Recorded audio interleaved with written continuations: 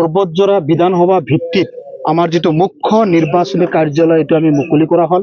আজিৰ পৰাই আমাৰ পৰ্বতজোৰাত গায়ে ভুয়ে বিভিন্ন অঞ্চলত আমি নিৰ্বাচনী প্ৰচাৰ আমাৰ তীব্ৰতৰ কৰি আমি আগুৱাই যাম।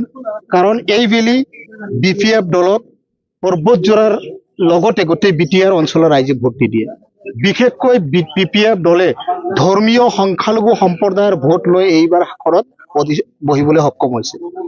প্ৰায় 80% পৰা 90% ভোট তেখেতসকলে ধৰ্মীয় সংখ্যালঘু সম্প্ৰদায়ৰ ভোট পাই তেখেতসকলে এইবাৰ চৰকাৰ কৰিবলৈ সক্ষম হৈছে। যিহেতু বৰ্তমান বিপিএফ দলে বিজেপিৰ লগত মিত্ৰতা কৰি এনডিএ হিচাপে চৰকাৰত তেখেতসকলে গঠন কৰিছে। এই কাৰণে এইবেলি ধৰ্মীয় সংখ্যালঘু সম্প্ৰদায় বিটিচি অঞ্চলৰ ধৰ্মীয় সংখ্যালঘু সম্প্ৰদায় তেওঁলোকে প্ৰত্যাখ্যান কৰিব। কাৰণ বিপিএফ দলে যি শ্লোগান দি তেওঁলোকে বিশেষকৈ বিজেপি হটাও বিটিচি বাঁচাও এই শ্লোগান দি তেওঁলোকে বিটিচি নিৰ্বাচনৰ সময়ত প্ৰচাৰ চলাইছিল।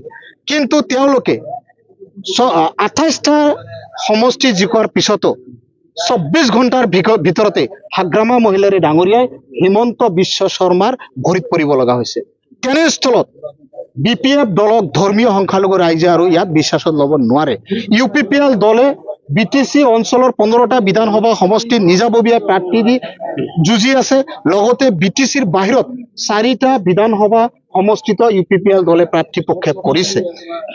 বিজেপি দলৰ বিটিচি অঞ্চলত সবতকৈ শক্তিশালী যিজন নেতা বিধানসভাৰ যিজন অধ্যক্ষ আছিল তেখেতৰ লগত আমাৰ দলৰ সন্মানীয় সভাপতি তথা বৰ্তমানৰ ৰাজ্যসভাৰ সাংসদ প্ৰমোদ বড়ো ডাঙৰীয়াই তেখেতৰ লগত যুঁজ দি আছে আৰু প্ৰমোদ বড়ো ডাঙৰীয়াই তামোলপুৰৰ পৰা জিকি আছে। গতিকে পৰ্বতজোৰাৰ এইবেলি যিটো অংক, এই অংকত পৰ্বতজোৰা বিভিন্ন মহলে এটা আচৰিত হবলৈ গৈ আছে। কাৰণ পৰ্বতজোৰাত ইউপিপিএল দলৰ যথেষ্ট শক্তিশালী ভেটি আছে। যোৱা বিটিচি নিৰ্বাচনত আমি পৰ্বতজোৰা যিখিনি বিধানসভা সমষ্টি পৰিছে তাতে আমি 35,000 ভোট পাবলৈ সক্ষম হৈছো। বিটিচি নিৰ্বাচনৰ পিছত আমাৰ দলৰ মজিয়াত আমি যথেষ্টখিনি আমি পোষ্টমৰ্টেম কৰিছো। আমি কিয় হাৰিব লগা হল, ক'ত আমাৰ ভুল হল, কেনেকৈ গ'লে ৰাইজে আমাক আঁকোৱালি ল'ব। আৰু বিশেষকৈ ধৰ্মীয় সংখ্যালঘু সম্প্ৰদায়ে আমাক ভাবিছিল যে ইউপিপিএল দল, যিহেতু আমি 5টা বছৰ বিজেপিৰ লগত বিটিচি অঞ্চলত চৰকাৰ কৰি আছিলো আৰু এই বিপিএফ দলে ৰাইজৰ মাজত এটাই ভুৱা প্ৰচাৰ চলাইছিল, আমি যদিও বিটিচি নিৰ্বাচনত আমি 40টা সমষ্টিত প্ৰাৰ্থী দি আমি নিৰ্বাচনত প্ৰতিদ্বন্দ্বিতা কৰিছিলো, তথাপি বিপিএফ দলে প্ৰচাৰ চলাইছিল ইউপিপিএল মানে বিজেপি, ইউপিপিএলক ভোট দিয়া মানে বিজেপিক ভোট দিয়া।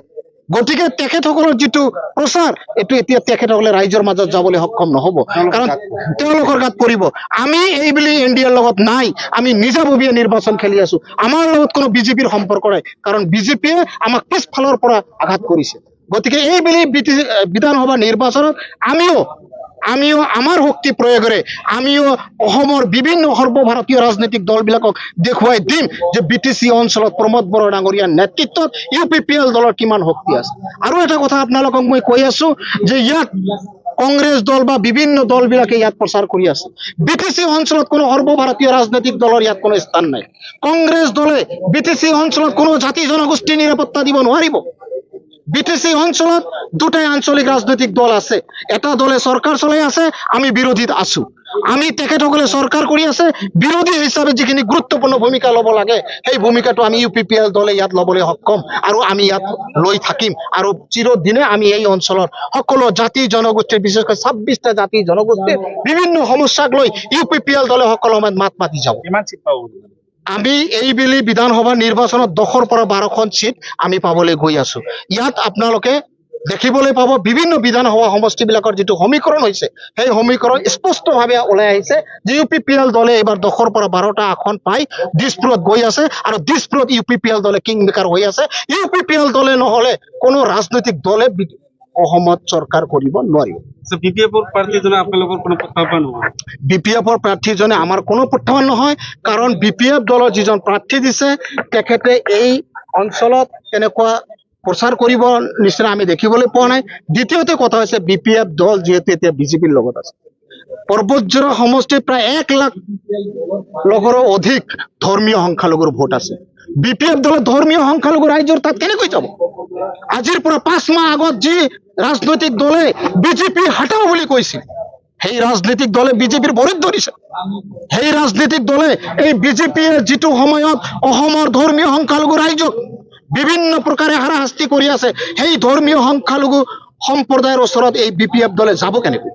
আৰু আমাৰ যিহেতু বড়োই হওক, ৰাভাই হওক, গাৰোই হওক, ৰাজবংশী হওক, আদিবাসী হওক, সান্তালী হওক, বিভিন্ন জাতি জনগোষ্ঠী UPPL দলৰ লগত আছে। আৰু এই বুলি চাব BTC অঞ্চলত UPPL দলক ৰাইজে আঁকোৱালি লওক, কাৰণ 5টা মাহত BTC অঞ্চলৰ ৰাইজে অতিষ্ঠ হৈছে হাগ্ৰামা মহিলাৰী ডাঙৰীয়াৰ শাসনত। 5টা মাহত চৰকাৰৰ ভিতৰত হাগ্ৰামা মহিলাৰী শাসন চলি থকা অৱস্থাত কিমান কেইটা ঘটনা হবলৈ পালে এইটো BTC অঞ্চলৰ ৰাইজে প্ৰত্যক্ষ কৰিছে। আমাৰ প্ৰমোদ বড়ো ডাঙৰীয়াৰ নেতৃত্বত যোৱা 5টা বছৰত যিটো চৰকাৰ চলিছিল, এই 5টা বছৰত BTC অঞ্চলৰ 26টা জাতি জনগোষ্ঠীয়ে প্ৰায় 35 লক্ষ জনসাধাৰণে এই অঞ্চলত নিৰাপত্তাৰ সহিতে এই অঞ্চলত কোনো ধৰণৰ সৰু সুৰা ঘটনা এই অঞ্চলত হবলৈ সক্ষম হোৱা নাই। কিন্তু হাগ্ৰামা মহিলাৰীৰ দিনত যদি কিবা এটা ঘটনা হৈছে, হাগ্ৰামা মহিলাৰী কৈ আছে মোৰ হাতত ল এণ্ড অৰ্ডাৰ নাই, মই ইয়াৰ কেনেকৈ দায়িত্ব লওঁ। কিন্তু আমাৰ দিনত সৰু যদি কিবা ঘটনাৰ উমান পোৱা গৈছিল, প্ৰমোদ বড়ো ডাঙৰীয়া তৎক্ষণাৎ কেনেকৈ ইয়াক নিৰ্মূল কৰা যায়, এই অঞ্চলত যাতে কোনো ধৰণৰ অশান্তিৰ পৰিৱেশ নহয়, ইয়াত প্ৰমোদ বড়ো ডাঙৰীয়া সন্মুখৰ পৰা নেতৃত্ব দিছিল। কিন্তু হাগ্ৰামা মহিলাৰী ডাঙৰীয়া টোটেলি এই ক্ষেত্ৰত ফেইলাৰ হৈছে। কাৰণ আজিৰ দিনত BTC অঞ্চল চলাই আছে জয়ন্ত মল্ল বড়ো ডাঙৰীয়াই আৰু অপূৰ্ব অধিকাৰী ডাঙৰীয়া। অপূৰ্ব অধিকাৰী ডাঙৰীয়া এটা BTCৰ বাহিৰৰ মানুহ, ইয়াত আহি দবদবাই আছে। জয়ন্ত মল্ল বড়ো ডাঙৰীয়া আজিৰ দিনত ক'বলৈ গ'লে BTCৰ চিফ হৈ আছে। তেনে ক্ষেত্ৰত BTCৰ সকলো জাতি জনগোষ্ঠীৰ ৰাইজে ইয়াক প্ৰত্যক্ষ কৰি আছে যে ইয়াৰ পৰা আমি BTCৰ পৰা আমি খেদি পঠাব লাগিব। ইয়াত বিজেপিৰ কোনো দপদপনি আমি কৰিবলৈ দিয়া নহয়। আপনাৰ প্ৰাৰ্থী জিকিব আপনাৰ 100% জিকিব। পৰ্বতজোৰাত আমাৰ দলৰ প্ৰাৰ্থী 100% জিকিব। ইয়াত আপোনালোকে অংকটো আপোনালোকে কি ভাবি আছে মই নাজানো, কাৰণ কংগ্ৰেছ দলে BTC অঞ্চলত আঁকোৱালি নলয়, AIDF দলক BTC অঞ্চলত আঁকোৱালি নলয়। বিজেপি দল যিহেতু বিজেপি আৰু BPF একেলগে হৈছে, BTC অঞ্চলৰ